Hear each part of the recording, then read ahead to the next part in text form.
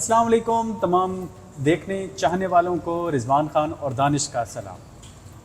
जैसा कि आप लोग देख रहे हैं कि मौसम में एक अजीब सी हलचल चल रही है आजकल, समझ नहीं आता, चल रहे होते अचानक से बारिश हो जाती है और आजकल मौसम बड़ा तब्दील सा हुआ है। और आगे आने वाले दिनों में ये सर्दी कब आएगी, मौसम में क्या तब्दीली आएगी और इसके ज़रात पे क्या असरात पड़ेंगे, तो आज हम जानेंगे अपने इस प्रोग्राम में कि आने वाला हफ्ता हमारा मौसम के हवाले से कैसा रहेगा। प्रोग्राम आगे बढ़ाने से पहले सबसे पहले हम अपने जो हमारे चाहने वाले हमारे फैंस हैं उनके नाम लेकर आगे चलते हैं कि देखते हैं आज हमें किस किस ने याद किया।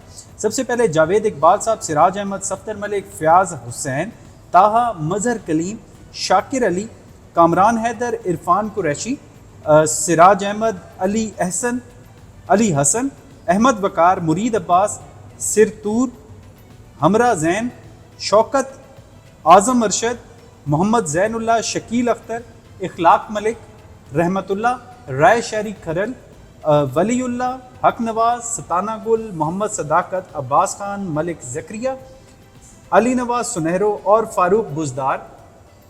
टाइम की कमी के बायस हम सबका नाम नहीं ले सकते, लेकिन हम चलते हैं कि अब मौसम के बारे में पूछते हैं दानिश से कि दानिश में बताइएगा कि ये हफ्ता मौसम के हवाले से पंजाब में मौसम कैसा रहेगा। बहुत शुक्रिया रिजवान भाई, तमीद बांधने का बहुत ज़बरदस्त तमीद बांधी आपने।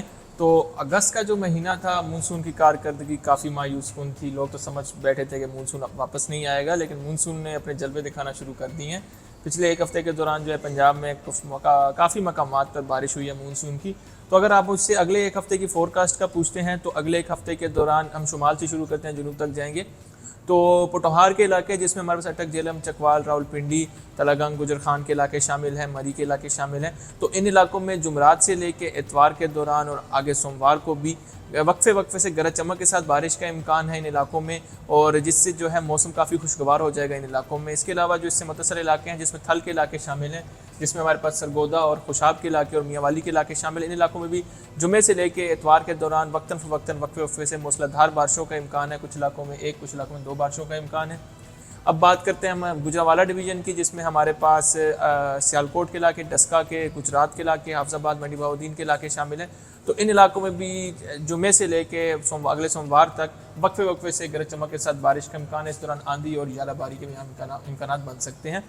इसके अलावा आगे हम चलते हैं वस्ती पंजाब की तरफ, जिसके में हमारा लाहौर डिवीज़न शामिल है, फैसलाबाद डिवीज़न शामिल है, साहिवाल के इलाके शामिल हैं, ओकाड़ा, पाकपतन के इलाके। तो इन इलाकों में भी जो है हमारे पास इस वीकेंड के दौरान, आने वाले वीकेंड के दौरान बारिशों का इम्कान है। कुछ इलाकों में एक, कुछ इलाकों में दो बारिशें होंगी।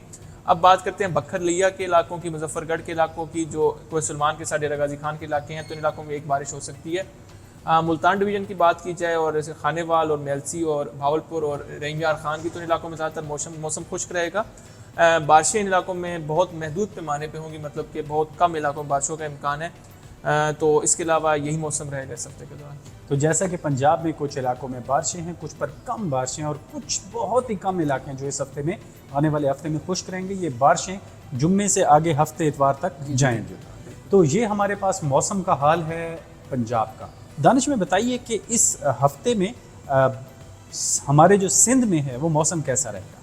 सिंध की बात की जाए तो जनूबी सिंध की सबसे पहले बात करते हैं। जनूबी सिंध में अभी जब हम वीडियो रिकॉर्ड भी कर रहे हैं तो इस दौरान भी हमारे पास नगर पारकर, डिप्लो, इस्लामकोट, मिट्ठी, उसके अलावा उमरकोट, इन इलाकों में बारिशें हो रही हैं। मूसलाधार आज बारिश का स्पेल है इन इलाकों में। ये स्पेल अगले 3 से 4 दिनों के दौरान बदीन, ठट्ठा, हैदराबाद के इलाके, कराची में भी बारिश है और सजावल, इन तमाम इलाकों में फैलेगा सिलसिला। 3-4 दिनों के दौरान इलाकों में 1 से 2 बारिशों का इम्कान है। यहाँ बारिशें पहले बिल्कुल नहीं हुई, 40 दिन यहाँ पे मौसम खुश्क ही रहा था। उसके अलावा हम अगर बात करें नवाबशाह डिवीज़न की, तो उस नवाबशाह डिवीज़न हमारे पास सांगड़ के इलाके, इसके अलावा जो हमारे पास बलाई सिंध है, जिस हमारे पास सखर, रोड़ी के इलाके शामिल हैं। इसके अलावा लाड़काना डिवीज़न के इलाके शामिल हैं और मुतसिल जो कोई केथर है उसके साथ कोई दादू के इलाके शामिल हैं, जोही के इलाके शामिल हैं। तो इन तमाम इलाकों में भी अगले जो 3 से 4 दिन हैं इन दौरान एक अच्छी बारिश हो सकती है इन इलाकों में। तो जैसा कि सिंध में भी कहीं बारिश, कहीं कम बारिश और कहीं बारिश ही नहीं है, तो इस हफ्ते में ये मौसम रहेगा। और ये जो मौसम है मानसून का आखिर है, मानसून थोड़ा वापस आया है। पिछले अगस्त के महीने में और सितंबर का जो शुरू के 2 हफ्ते थे उसमें बारिशें कम थी, अब जाके दोबारा ये सिलसिला शुरू हुआ है। तो ये हो गया हमारा सिंध। दानिश, अब हमें बताइएगा कि हमारे बालूचिस्तान में ये मौसम कैसा रहेगा, वहाँ पर बारिशों के क्या इम्कानात हैं या वहाँ पर गर्मी इसी तरह से रहेगी। बलूचिस्तान में जिसमें हमारे पास कोह सुलेमान के इलाके हैं, जिसके साथ कोलू, बारखान, रखनी के इलाके शामिल हैं। इसके अलावा फोर्ट मनरो है और इसके अलावा हमारे पास सुई के इलाके शामिल हैं, डेरा बुक्टी के इलाके शामिल हैं। तो इन इलाकों में जो है अगले एक हफ्ते के दौरान वक्तन फ़वक्तन बारिशें जारी रहेंगी। हमारे पास जो शुमाली बलूचिस्तान है जिसमें योब, लोरा लई, ज़ियारत और कोयटा के इलाके शामिल हैं, यहाँ पे बारिशों का इम्कान नहीं है। कुछ मकामात पर ज़ियारत जैसे ज़्यादातर बारिश हो जाती है तो वहाँ पे एक बारिश हो सकती है और यहाँ मौसम लेकिन गर्म नहीं होगा, मौसम में बेहतरी मुतवक्की है।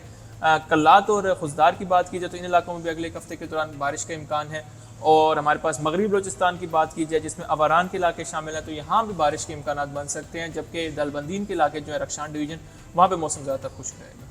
जैसा कि दानिश ने बताया कि बलूचिस्तान में भी कहीं पे बारिश है और कहीं पर हल्की और कहीं पे खुश्क रहेगा और आने वाले दिनों में ये थोड़ी सी तब्दीली आती रहेगी मौसम के अंदर, क्योंकि आगे आने वाले दिनों में इन बारिशों की वजह से दिन छोटे हो गए हैं, थोड़ी सी सर्दी बढ़ना शुरू हो जाएगी, गर्मी की शिद्दत कम हो जाएगी, लेकिन ये एक तब्दीली सी आना शुरू हो जाएगी। दानिश अब हमें बताइएगा कि कश्मीर और गिलगित बल्तिस्तान में हमारा मौसम कैसा रहेगा। कश्मीर और गिलगित बल्तिस्तान की बात की जाए, कश्मीर और गिलगित बल्तिस्तान की तमाम वादियाँ जो हैं यहाँ पे मौसम तब्दील होगा अगले इस हफ्ते के दौरान इन तमाम इलाकों में वक्तन फ़वक्तन गरज चमक के साथ बारिशों का इम्कान है। और बुलंद पहाड़ जो हैं जिसमें हमारे पास गिलगित बल्तिस्तान के बुलंद पहाड़ हैं, वहाँ पे हल्की बर्फ़बारी भी हो सकती है। तो जिस तरह के दानिश ने बताया कि बुलंद पहाड़ों पर तो बर्फ़बारी के हल्के हल्के सिलसिले होंगे, नीचे हल्की सर्दी, थोड़ी सी ख़िज़ां की खुशबू पड़ना शुरू हो जाएगी। तो ये तो था अब तक हमारा हफ्तेवार मौसम।